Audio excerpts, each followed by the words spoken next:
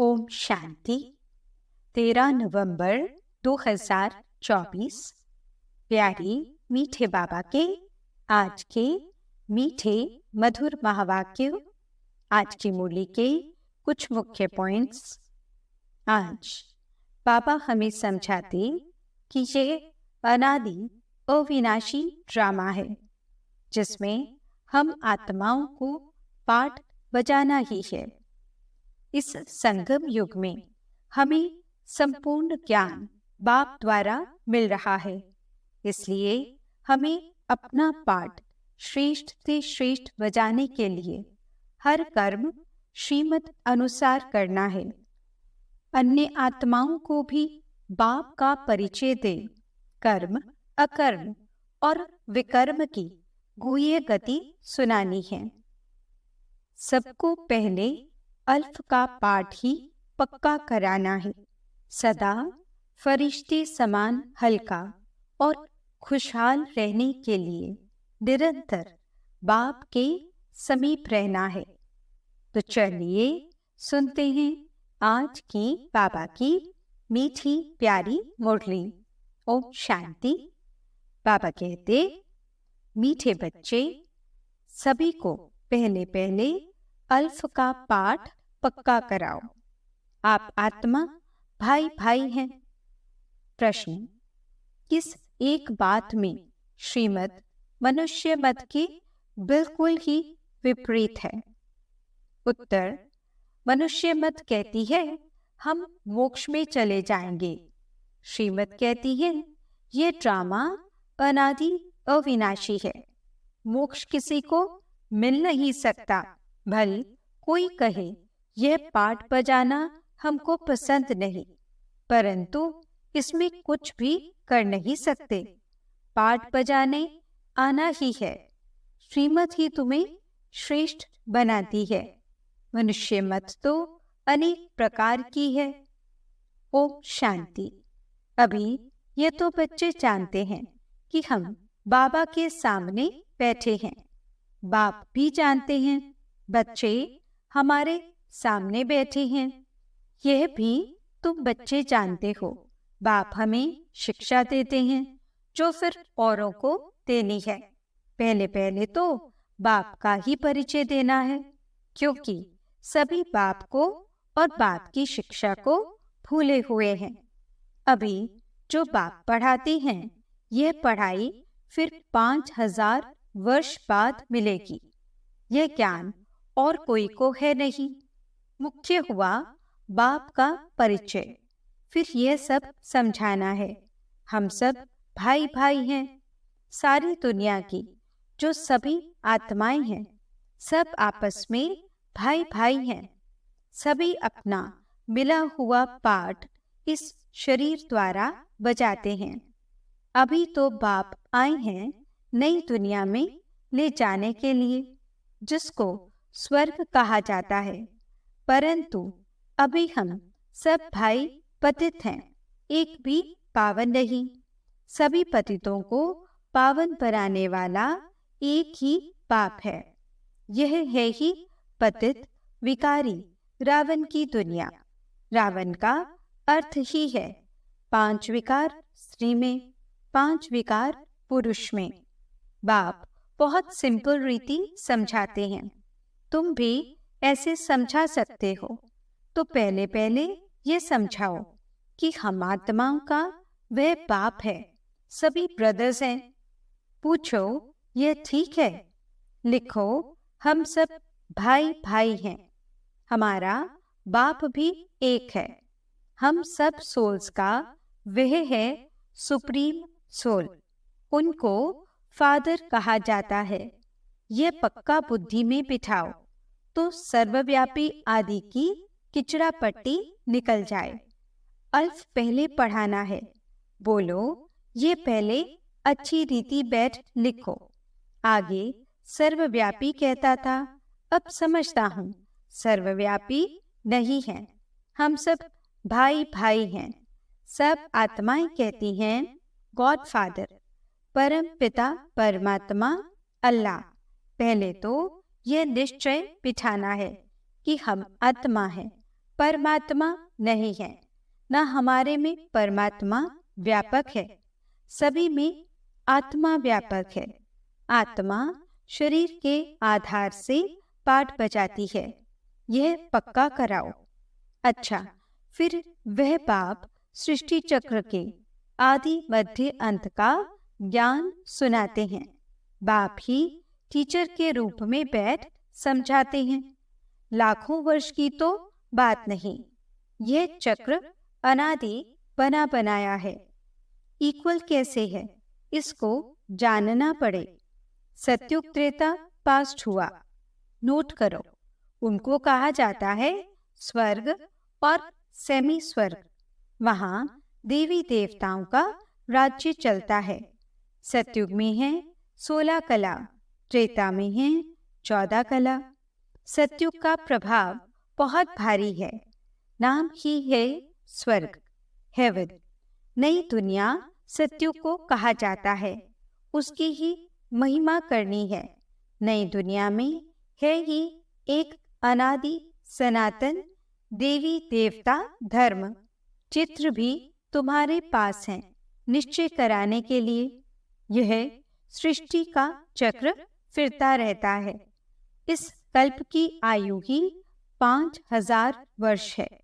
अब सूर्यवंशी चंद्रवंशी तो बुद्धि में बैठा, विष्णुपुरी ही बदल राम सीतापुरी बनती है। उनकी भी डिनेस्टी चलती है ना। 2 युग पास्ट हुए, फिर आता है द्वापर युग, रावण का राज्य। देवताएं वाम मार्ग में चले जाते हैं तो विकार का सिस्टम बन जाता है। सत्युग त्रेता में सभी निर्विकारी रहते हैं। एक आदि सनातन देवी देवता धर्म रहता है। चित्र भी दिखाना है, ओरली भी समझाना है। बाप हमको टीचर होकर ऐसे पढ़ाते हैं। बाप अपना परिचय खुद ही आकर देते हैं। खुद कहते हैं, मैं आता हूँ पतितों को पावन बनाने के लिए, तो मुझे शरीर जरूर चाहिए, नहीं तो बात कैसे करूं। मैं चैतन्य हूँ, सत हूँ और अमर हूँ। सतो रजो तमो में आत्मा आती है। आत्मा ही पतित, आत्मा ही पावन बनती है। आत्मा में ही सब संस्कार हैं।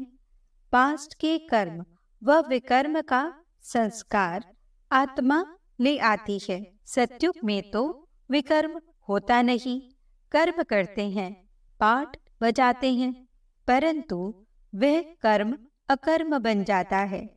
गीता में भी अक्षर हैं, अभी तुम प्रैक्टिकल में समझ रहे हो। जानते हो, बाबा आया हुआ है पुरानी दुनिया को बदल नई दुनिया बनाने। जहाँ कर्म अकर्म हो जाते हैं उनको ही सत्युग कहा जाता है, और यहाँ फिर यह कर्म विकर्म ही होते हैं जिसको कलयुग कहा जाता है। तुम अभी हो संगम पर। बाबा दोनों ही तरफ की बात सुनाते हैं। एक एक बात अच्छी रीति समझें। बाप टीचर ने क्या समझाया? अच्छा, बाकी है गुरु का कर्तव्य। उनको बुलाया ही है कि आकर हम पतितों को पावन बनाओ। आत्मा पावन बनती है, फिर शरीर भी पावन बनता है। जैसे सोना वैसे जेवर भी बनता है। 24 कैरेट का सोना लेंगे और खाद नहीं डालेंगे तो जेवर भी ऐसा सतो प्रधान बनेगा। अलॉय डालने से फिर तमो प्रधान बन पड़ता है, क्योंकि खाद पड़ती है ना। पहले भारत 24 कैरेट पक्के सोने की चिड़िया था, अर्थात सतो प्रधान नई दुनिया थी। फिर अब तमो प्रधान है। पहले प्योर सोना है, नई दुनिया पवित्र, पुरानी दुनिया अपवित्र। खाद पड़ती जाती है। ये बाप ही समझाते हैं, और कोई मनुष्य गुरु लोग नहीं जानते। बुलाते हैं, आकर पावन बनाओ। सतगुरु का काम है वानप्रस्थ अवस्था में मनुष्यों को गृहस्थ से किनारा कराना। तो यह सारी नॉलेज ड्रामा प्लान अनुसार बाप ही आकर देते हैं। वह है मनुष्य सृष्टि का बीज रूप। वही सारे वृक्ष की नॉलेज समझाते हैं। शिव बाबा का नाम सदैव शिव ही है। बाकी आत्माएं सब आती हैं पाठ बजाने, तो भिन्न भिन्न नाम धराती हैं। बाप को बुलाते हैं परंतु उन्हें जानते नहीं। वे कैसे भाग्यशाली रथ में आते हैं तुमको पावन दुनिया में ले जाने। तो बाप समझाते हैं, मैं उनके तन में आता हूँ जो बहुत जन्मों के अंत में है। पूरा 84 जन्म लेते हैं। राजाओं का राजा बनाने के लिए इस भाग्यशाली रथ में प्रवेश करना होता है। पहले नंबर में है श्री कृष्ण। वह है नई दुनिया का मालिक। फिर वही नीचे उतरते हैं, सूर्यवंशी, चंद्रवंशी, फिर वैश्य, शूद्रवंशी, फिर ब्रह्मावंशी बनते हैं, गोल्डन से सिल्वर। फिर तुम आयरन से गोल्डन बन रहे हो। बाप कहते हैं, मुझ एक अपने बाप को याद करो जिसमें मैंने प्रवेश किया है। इनकी आत्मा में तो जरा भी यह नॉलेज नहीं थी। इनमें मैं प्रवेश करता हूँ, इसलिए इनको भाग्यशाली रथ कहा जाता है। खुद कहते हैं, मैं इनके बहुत जन्मों के अंत में आता हूँ। गीता में अक्षर एक्यूरेट हैं। गीता को ही सर्वशास्त्रमय शिरोमणि कहा जाता है। इस संगम युग पर ही बाप आकर ब्राह्मण कुल और देवी देवता कुल की स्थापना करते हैं। औरों का तो सबको मालूम है ही, इनका कोई को पता नहीं है। बहुत जन्मों के अंत में अर्थात संगम युग पर ही बाप आते हैं। बाप कहते हैं, मैं बीज रूप हूँ। श्री कृष्ण तो है ही सत्युग का रहवासी। उनको दूसरी जगह तो कोई देख न सके। पुनर्जन्म में तो नाम, रूप, देश, काल सब बदल जाता है। पहले छोटा बच्चा सुंदर होता है, फिर बड़ा होता है, फिर वह शरीर छोड़ दूसरा छोटा लेता है। यह बना बनाया खेल है, ड्रामा के अंदर फिक्स है। दूसरे शरीर में तो उनको श्री कृष्ण नहीं कहेंगे। उस दूसरे शरीर पर नाम आदि फिर दूसरा पड़ेगा। समय, फीचर्स, तिथि, तारीख आदि सब बदल जाता है। वर्ल्ड की हिस्ट्री, ज्योग्राफी हूबहू रिपीट कहा जाता है। तो यह ड्रामा रिपीट होता रहता है। सतो रजो तमो में आना ही है। सृष्टि का नाम, युग का नाम सब बदलते जाते हैं। अभी यह है संगम युग। मैं आता ही हूँ संगम पर। यह हमको अंदर में पक्का करना है। बाप हमारा बाप, टीचर, गुरु है, जो फिर सतो प्रधान बनने की युक्ति बहुत अच्छी बताते हैं। गीता में भी है, देह सहित देह के सब धर्म छोड़ अपने को आत्मा समझो। वापिस अपने घर जरूर जाना है। भक्ति मार्ग में कितनी मेहनत करते हैं भगवान पास जाने के लिए। वह है मुक्ति धाम। कर्म से मुक्त हम इन कॉर्पोरियल दुनिया में जाकर बैठते हैं। पाठधारी घर गया तो पाठ से मुक्त हुआ। सब चाहते हैं हम मुक्ति पावें, परंतु मुक्ति तो किसको मिल न सके। यह ड्रामा अनादि अविनाशी है। कोई कहे ये पाठ बजाना हमको पसंद नहीं, परंतु इसमें कोई कुछ कर न सके। यह अनादि ड्रामा बना हुआ है। एक भी मुक्ति को नहीं पा सकते।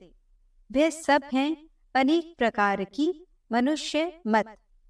यह है श्रीमत, श्रेष्ठ बनाने लिए। मनुष्य को श्रेष्ठ नहीं कहेंगे, देवताओं को श्रेष्ठ कहा जाता है। उन्हों के आगे सब नमन करते हैं, तो वह श्रेष्ठ ठहरे ना। परंतु यह भी किसको पता नहीं है। अभी तुम समझते हो कि 84 जन्म तो लेना ही है। श्री कृष्ण देवता है, वैकुंठ का प्रिंस। वह यहाँ कैसे आएगा? न उसने गीता सुनाई, सिर्फ देवता था, इसलिए सभी लोग उनको पूजते हैं। देवता हैं पावन, खुद पतित ठहरे, कहते भी हैं मुझ निर्गुण हारे में कोई गुण नहीं, आप हमको ऐसा बनाओ। शिव के आगे जाकर कहेंगे हमको मुक्ति दो। वह कभी जीवन मुक्त, जीवन बंध में आते ही नहीं, इसलिए उन्हें पुकारते हैं मुक्ति दो। जीवन मुक्ति भी वही देते हैं। अभी तुम समझते हो, बाबा और मम्मा के हम सब बच्चे हैं, उनसे हमें अथाह धन मिलता है। मनुष्य तो बेसमझी से मांगनी करते रहते हैं, बेसमझ तो जरूर दुखी ही होंगे ना।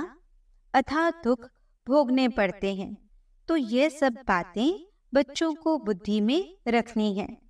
एक बेहद के बाप को न जानने कारण कितना आपस में लड़ते रहते हैं, ऑर्फन बन पड़े हैं। वह होते हैं हद के ऑर्फन्स, यह हैं बेहद के ऑर्फन्स।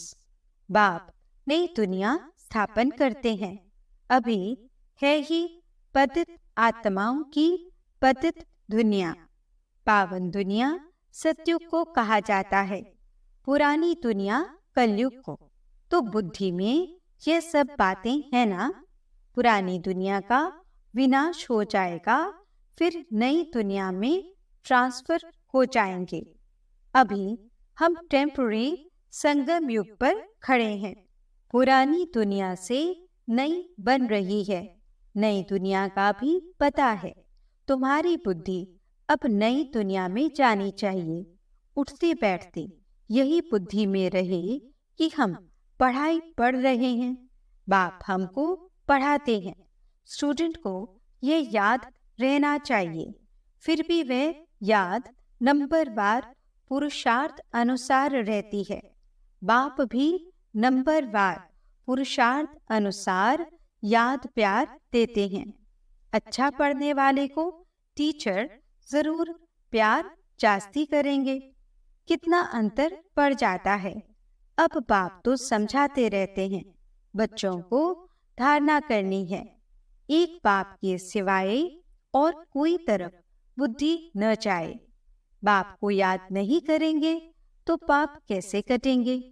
माया खड़ी खड़ी तुम्हारा बुद्धि योग तोड़ देगी। माया बहुत धोखा देती है। बाबा मिसाल देते हैं, भक्ति मार्ग में हम लक्ष्मी की बहुत पूजा करते थे। चित्र में देखा लक्ष्मी पांव दबा रही है तो उसे मुक्त करा दिया। उनकी याद में बैठते जब बुद्धि इधर उधर जाती थी तो अपने को थप्पड़ मारते थे। बुद्धि और तरफ क्यों जाती है। आखिरीन विनाश भी देखा, स्थापना भी देखी। साक्षात्कार की आश पूरी हुई। समझा अब यह नई दुनिया आती है, हम यह बनेंगे। बाकी यह पुरानी दुनिया तो विनाश हो जाएगी। पक्का निश्चय हो गया। अपनी राजधानी का भी साक्षात्कार हुआ तो बाकी इस रावण के राज्य को क्या करेंगे, जबकि स्वर्ग की राजाई मिलती है। यह हुई ईश्वरीय बुद्धि। ईश्वर ने प्रवेश कर यह बुद्धि चलाई। ज्ञान कलश तो माताओं को मिलता है, तो माताओं को ही सब कुछ दे दिया। तुम कारोबार संभालो, सबको सिखलाओ। सिखलाते सिखलाते यहाँ तक आ गए। एक दो को सुनाते सुनाते देखो अब कितने हो गए हैं। आत्मा पवित्र होती जाती है, फिर आत्मा को शरीर भी पवित्र चाहिए। समझते भी हैं, फिर भी माया भुला देती है। तुम कहते हो 7 रोज पढ़ो तो कहते हैं कल आएंगे।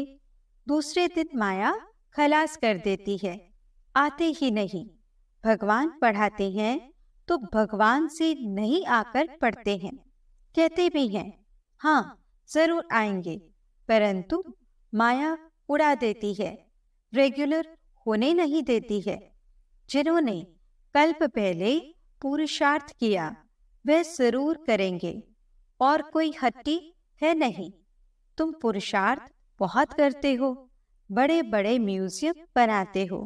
जिन्होंने कल्प पहले समझा है वही समझेंगे। विनाश होना है, स्थापना भी होती जाती है। आत्मा पढ़कर फर्स्ट क्लास शरीर लेगी। एम ऑब्जेक्ट यह है ना, ये याद क्यों नहीं पड़ना चाहिए। अभी हम नई दुनिया में जाते हैं अपने पुरुषार्थ अनुसार। अच्छा, मीठे मीठे सिकिलदे बच्चों प्रति माता पिता बाप दादा का याद प्यार और गुड मॉर्निंग। रूहानी बाप की रूहानी बच्चों को नमस्ते। हम रूहानी बच्चों की रूहानी बाप दादा को दिल व जान सिख व प्रेम से नमस्ते नमस्ते नमस्ते जी।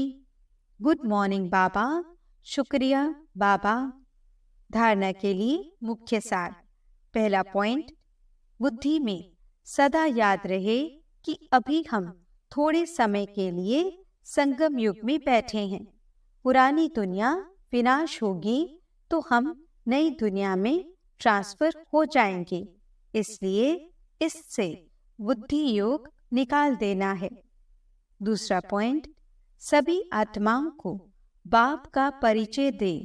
कर्म अकर्म विकर्म की गुह्य कथि सुनानी है। पहले अल्फ का ही पाठ पक्का कराना है। वरदान, श्रेष्ठ प्राप्तियों के प्रत्यक्ष फल द्वारा सदा खुशहाल रहने वाले एवर हेल्दी भव। संगम युग पर अभी अभी किया और अभी अभी श्रेष्ठ प्राप्ति की अनुभूति हुई, यही है प्रत्यक्ष फल। सबसे श्रेष्ठ फल है समीपता का अनुभव होना। आजकल साकार दुनिया में कहते हैं कि फल खाओ तो तंदुरुस्त रहेंगे। हेल्दी रहने का साधन फल बताते हैं, और आप बच्चे हर सेकंड प्रत्यक्ष फल खाते ही रहते हो, इसलिए एवर हेल्दी हो ही। यदि आपसे कोई पूछे कि आपका क्या हालचाल है, तो बोलो कि फरिश्तों की चाल है और खुशहाल है। स्लोगन, सर्व की दुआओं के खजाने से संपन्न बनो तो पुरुषार्थ में मेहनत नहीं करनी पड़ेगी। ओम शांति। आज के अव्यक्त इशारे। जहाँ यूनिटी है वहाँ सहज सफलता है, लेकिन किसी को गिराने में यूनिटी नहीं करना। सदा उड़ती कला में जाना है और सबको ले जाना है, यही लक्ष्य रहे। सदा आज्ञाकारी वफादार बन हर कदम में फॉलो फादर करो। जो बाप के गुण वे बच्चों के, जो बाप का कर्तव्य वे बच्चों का, जो बाप के संस्कार वे बच्चों के।